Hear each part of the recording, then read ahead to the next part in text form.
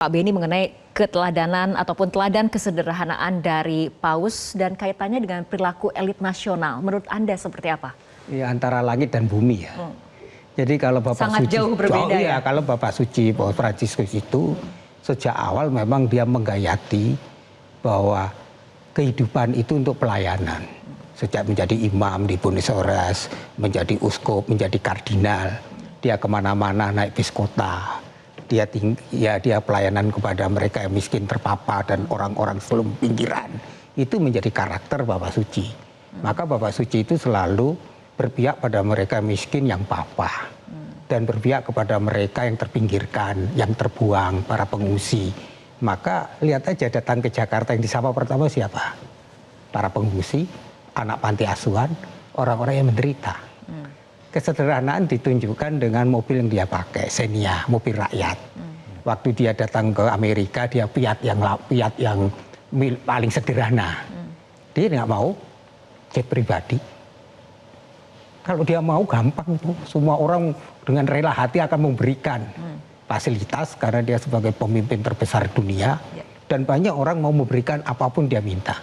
Dia nggak mau tinggal di hotel mewah. Bapak Suci itu menjadikan kesederhanaan sebagai kesadaran yang dia miliki untuk apa? Karena dia menjadikan dirinya bahwa dia punya makna dan berarti bagi mereka yang tersisih dan miskin. Sebenarnya apa yang dilakukan Bapak Suci pernah terjadi di Indonesia.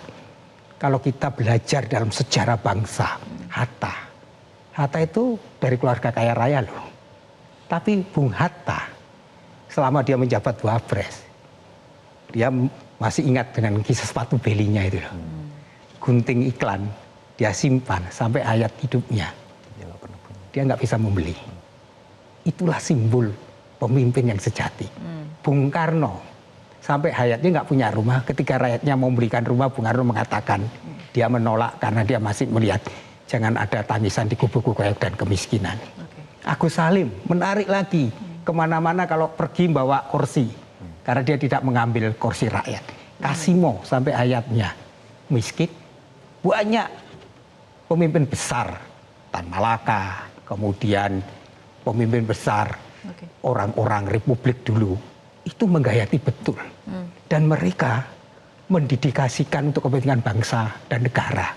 Dan dia tidak mau memakai fasilitas dan gaya negara untuk memperai sendiri. Bung Karno semua peninggalan dia tinggal lukisannya. Karena itu milik rakyat. Ini yang hilang. Mengapa ini hilang? Kalau kita mau belajar. Karena pemimpin kita itu penuh dengan pesolek. Istilahnya John Baudrillard, simularka. Yaitu budaya kepalsuan. Sehingga realitas yang dilebihkan. Dia ingin dekat dengan rakyat. Dia bicara kemiskinan, dia bicara tentang perorangan kecil, tetapi itu penuh kebusian dan tipu daya. Maka Bapak Suci, ketika dia bicara di elit politik di Roma, dia mengingatkan bahaya politik popularisme itu. Baik Pak Beni, saya akan ke Pak Sukidi. Tadi Pak Beni kemudian ada quotation yang menarik adalah bagaimana kesadaran menjadi sebuah kesederhanaan menjadi sebuah kesadaran seperti itu ya Pak Beni. Nah ini konsistensi perilaku politisi di Indonesia seperti apa Pak Sukidi? Tidak konsisten. Saya menyambung apa yang disampaikan Romo Beni.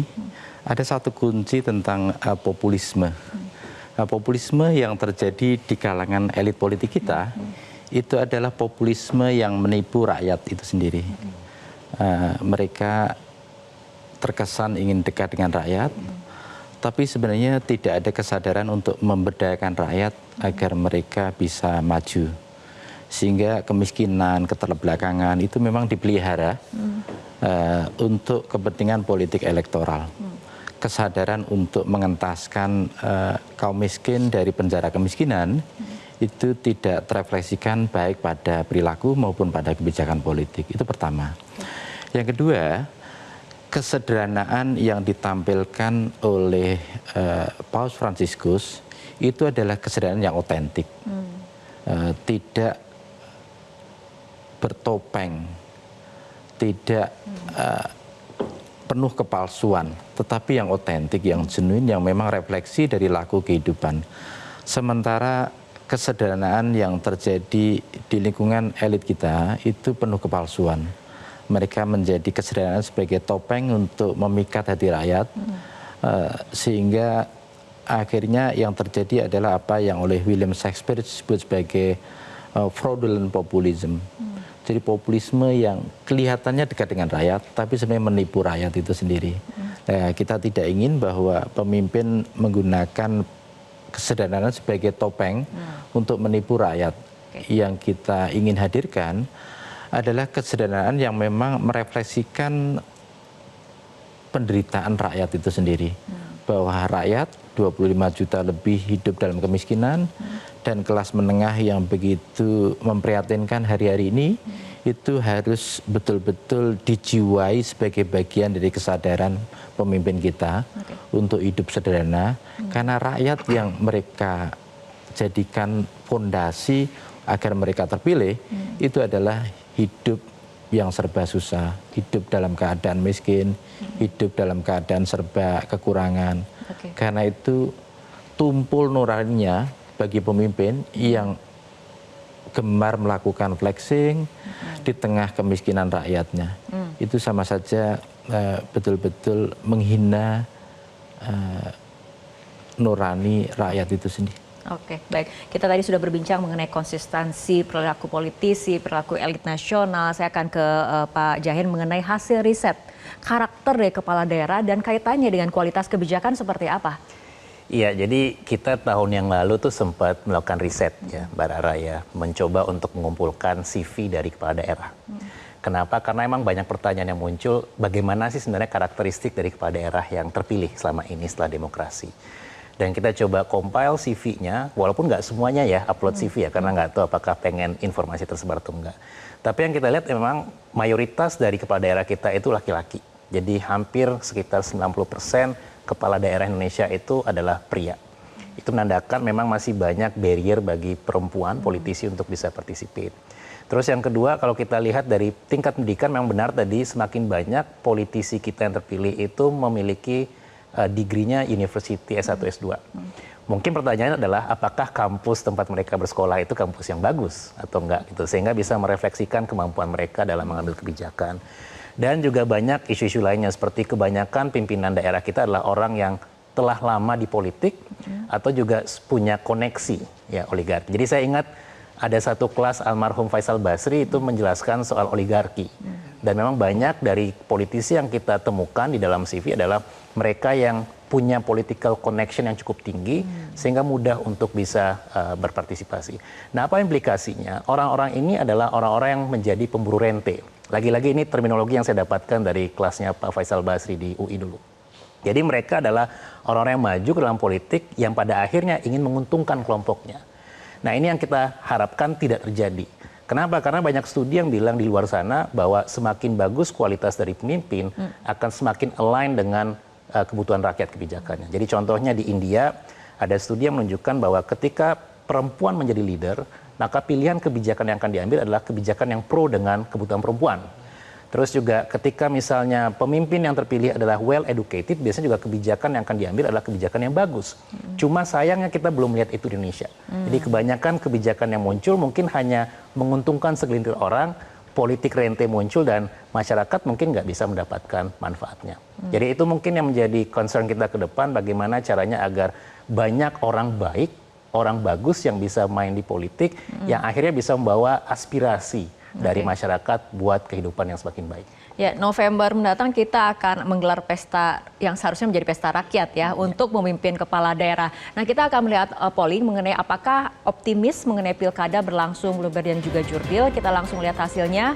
Dan 67% mengatakan tidak, artinya sebagian besar netizen mengatakan tidak optimis pilkada berlangsung luber dan jurdil. Hakim Konstitusi Saldi Isra khawatir beragam pelanggaran dalam pilpres akan terulang dalam pilkada, politik uang, cawe-cawe penguasa, menggunakan hukum sebagai senjata, dan sebagainya. Nah, kita akan membahas bagaimana kemudian mencari pemimpin ideal dalam kondisi ataupun ekosistem demokrasi yang cacat seperti ini, Pak Sukidi. Pemimpin ideal dalam satu demokrasi yang sedang dirusak, itu tentu saja adalah pemimpin yang pertama dan utama memberikan satu harapan. Harapan pada tanah air yang lebih baik. Karena apa? Karena sekalipun kita jauh sebelum merdeka dari Belanda, kita memperoleh satu inspirasi dari Bung Hatta ketika memberikan pledoi tentang Indonesia merdeka. Hanya ada satu tanah air yang disebut tanah airku, ia berkembang dengan usaha, dan usaha itu adalah usahaku. Itu pada satu situasi di mana kita dalam cengkraman kolonial, Bung Hatta dari negeri penjajah memberikan satu harapan pada tanah air bahwa kita harus selalu mencintai tanah air dengan usaha, dengan amal, dengan perbuatan, dengan perjuangan. Dari inspirasi Bung Hatta ini tentu saja kita harus juga terpanggil untuk memilih pemimpin yang merefleksikan spirit yang telah diletakkan oleh Ibu dan Bapak pendiri bangsa. Pada Bung Karno kita belajar tentang kepemimpinan yang merakyat. Tetapi semangat kerakyatan yang ditunjukkan oleh Bung Karno itu adalah kerakyatan yang betul-betul semata-mata didedikasikan untuk mewujudkan kesejahteraan bersama. Pada Bung Hatta kita belajar tentang kepemimpinan yang meritokrasi itu sendiri. Kepemimpinan yang didasarkan pada merit system, menekankan budi pekerti luhur, tentang keteladanan, tentang kesadaran, itu semua warisan Bung Hatta yang harus kita tengok kembali sebagai sumber nilai untuk mewujudkan Indonesia yang lebih baik ke depan. Dan terakhir, tentu saja kita ingin bahwa kepemimpinan yang berbasis pada nilai, pada moral, pada etika, ini menjadi fondasi kita untuk menata Indonesia ke depan. Dari Bapak Paus Fransiskus, kita belajar tentang bagaimana dunia publik ketika tidak dilandasi pada etika, itu akan menghasilkan satu kebangkrutan. Karena itu kita harus segera sadar bahwa kehidupan publik ini harus kita isi dengan nilai-nilai, dengan keutamaan publik. Itu sebabnya Republik ini lebih memberikan satu penekanan pada keutamaan publik. Dan Indonesia disebut republik itu karena diselenggarakan dengan keutamaan publik, dengan nilai kejujuran, nilai kebajikan, nilai kebenaran.